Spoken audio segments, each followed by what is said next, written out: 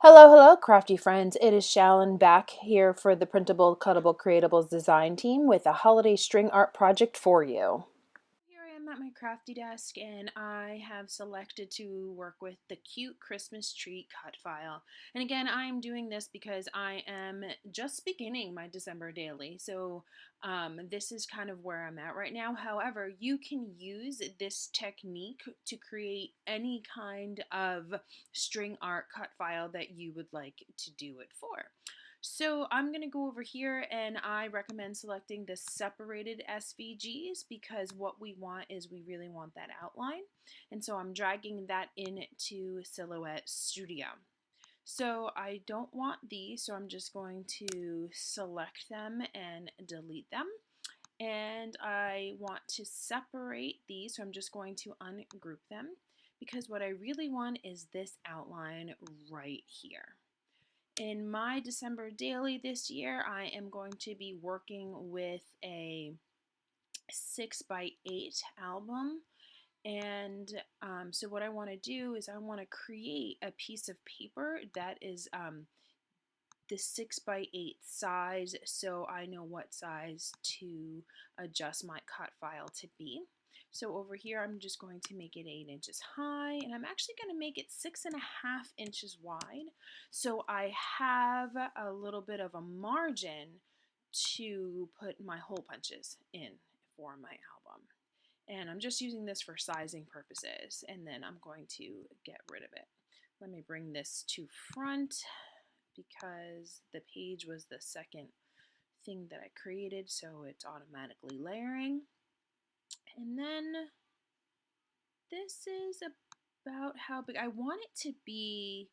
The main piece on the page. In my mind, I am intending to use this more as a filler fun page than to put pictures on it, which is just for funsies.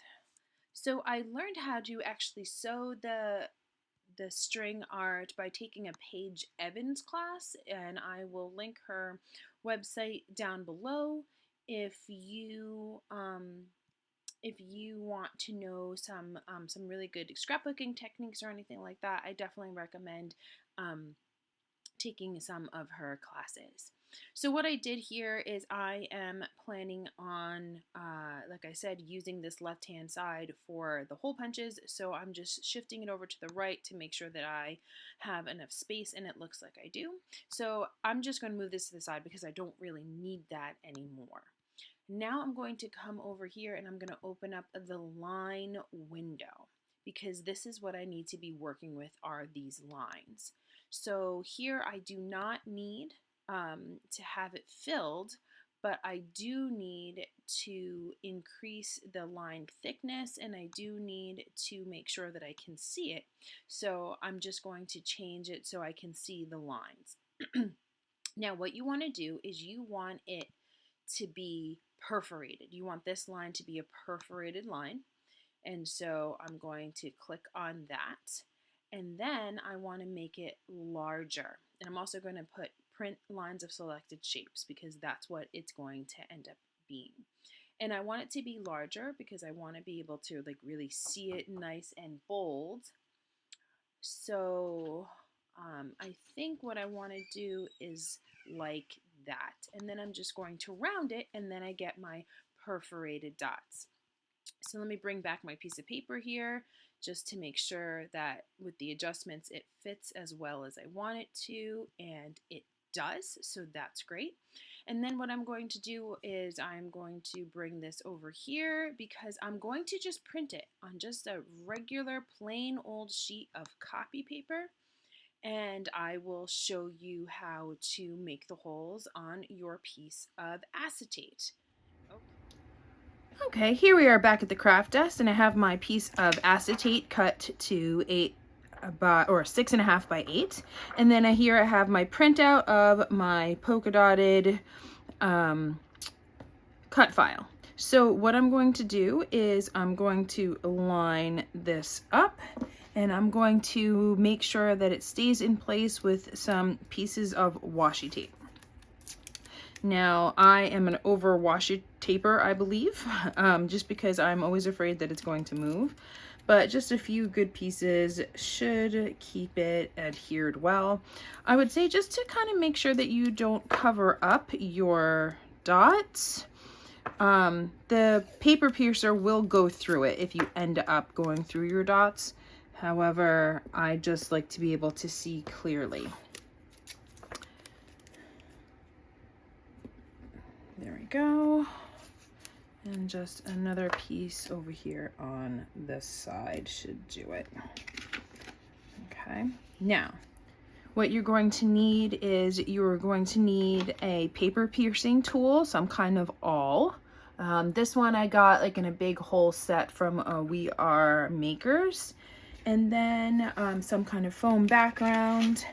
And they sell all kinds of things. I'm using an old mouse pad. I find that it works great. And then I put a piece of cardboard underneath it just in case it goes through. As you can see, there's some holes on it already because I don't want it to go through and mark up my mat. Okay, so then what you want to do is you just want to push down and poke holes through. If you have a cutting machine, the cutting machines are capable of going through and making the holes, and I do use them for whenever I am working on cardstock and doing some kind of string or sewing, stitching on cardstock. But I find that acetate is really slippery, and so I'd rather be more in control of it and do it by hand when I am working with acetate. So when you have something close like this, I find it just to kind of like poke it in the middle and then move on instead of doing two holes. You don't want to have too many holes because if they're too close together, then they can run together and weaken that section of your acetate or piece of paper, whatever it is that you're currently working with. Right. Here we are. So then you can remove the acetate. You want to get some DMC floss, and the color can be any colors of your choosing. I opted to go with this green metallic floss. I don't know if you guys can see that sheen. I will tell you though that the metallic floss is a little bit difficult to work with. As you can see, they kind of split here at the edges, and tying knots can be a little bit challenging. So if you wanted to just go with like the more cottony floss, you can do that as well. You are going to need a sewing needle and some sequins. So I am using these sequins that I swear are from my childhood. I've had them so long. They used to belong to my mom, and I'm just using them because that's what I have on hand. And then a sewing needle. And then I have some gold sequins here, and then I have some, these are from Michael's, and they're just regular brown sequins. And I actually did some of the sewing ahead of time on a different piece of acetate to show you, because it does take a long time. So this is what it looks like.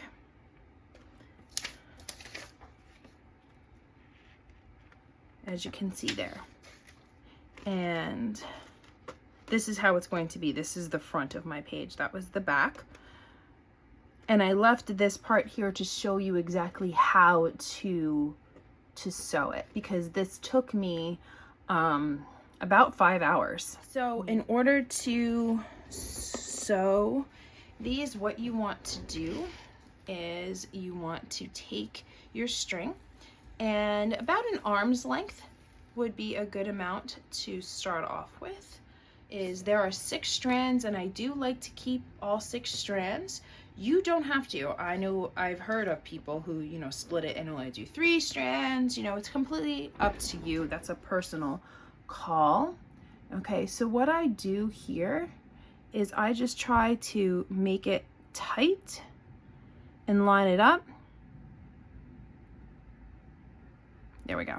Okay. And then I hold it taut like this every single time I'm working a sequin through, because it does take some wiggling. Now that could be just because my sequins are old. There are some beautiful sequin mixes out there. I know Spiegelman Scraps I have purchased from her, and she has some beautiful sequin mixes. There are some other ones out there as well. Rachel, I'll see if I can look her up. She has another really good set of sequin mixes, somebody that I've found actually through Paige Evans. Okay, and so you just want to make a big knot, and as you can see, I'm leaving a long tail, and the reason I'm leaving a long tail is because the metallic DMC thread is difficult to work with, like I said, so I find leaving a long tail makes it a little bit easier to tie the closing knot at the end. So this is the front, so I'm going to come up my back, and I'm going to pull it through until I hit that knot. Okay. And then I asked you guys to save that washi tape, and what you're going to do is you're going to keep all the strands as close together as you can and kind of pull it away, but you want to make sure that the knot is still right up against the acetate, and then tack it down. And this is just to kind of keep it out of your way and keep it nice and taut. And I think that is the magic word for doing this string art, is to keep it taut, because it will curve or bend, and you don't want that. You don't want it to warp in any way. So after you do that, what you want to do is you want to grab some sequins. Now the amount of sequins are completely up to you. I have been doing, for most of these, I did 3. If I took the string and I went across like the whole tree, then maybe I grabbed 4, because it is a long piece of string, long distance there. For this one, since it's the star and I just like some bling, I'm gonna grab 2. Like I said, this metallic string is you know, it doesn't just stay. You have to keep it taut. And so what I do is I just wiggle. And I said these are old sequins from my stash, so, you know, they're not the best. I really think they're from my childhood. So, and then I just string it down. Okay. All right, and then you go across. Okay, and you want to go anywhere across that doesn't go outside of the pattern. So for instance, I wouldn't necessarily want to go here, because then I'm going to the edge of this pattern. And if you have that overlap, then the shape can get lost. So you just want to pick something that is within the confines of your shape. You pull it through, and then you repeat the same process on the back.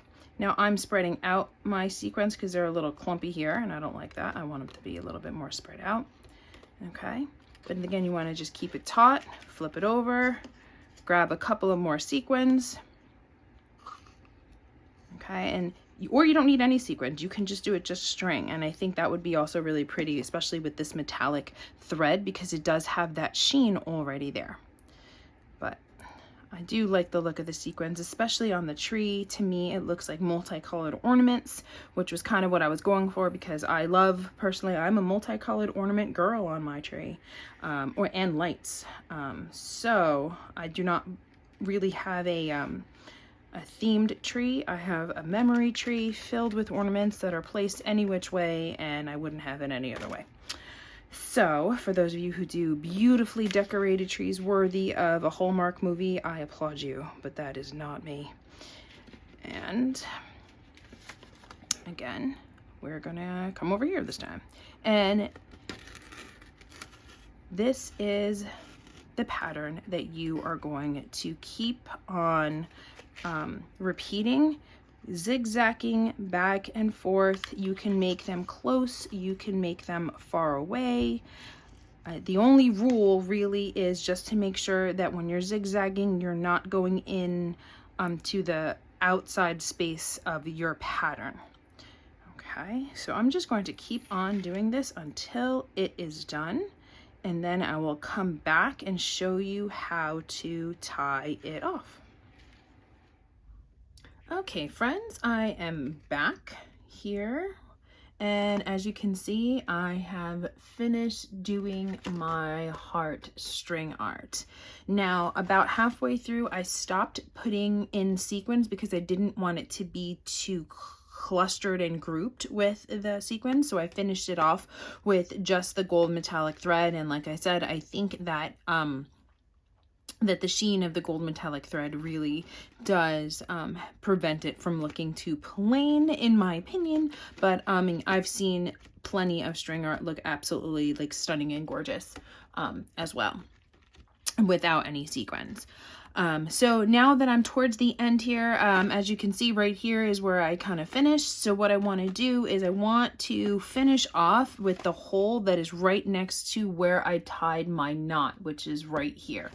So what I'm going to do is I'm going to come across here, and I am going to come up this hole, and it is okay to use holes more than once so long as your needle and thread allow it and have room for it. So I'm going to come up this hole for a second time, make it nice and taut, and then my hole right here is the one with the knot, so I'm going to come back down the one that is next to it. Okay. And just want to make sure that everything is the way I want it to be. Okay.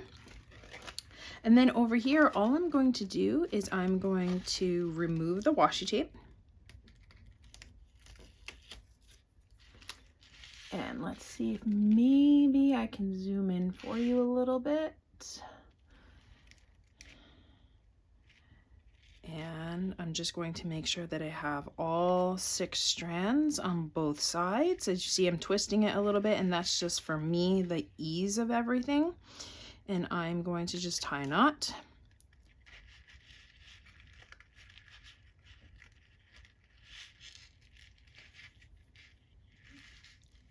So that is my knot. There we go. I am really quite happy with how it turned out. Overall, I don't know if you guys can see the sheen, the metallic luster that is there, but I am very happy with the final product. So if you guys give this a try, please tag me at Cut Punch Press, tag Printable Cuttable Creatables, because I know Kristen loves to see things that you make, and happy crafting. Bye friends.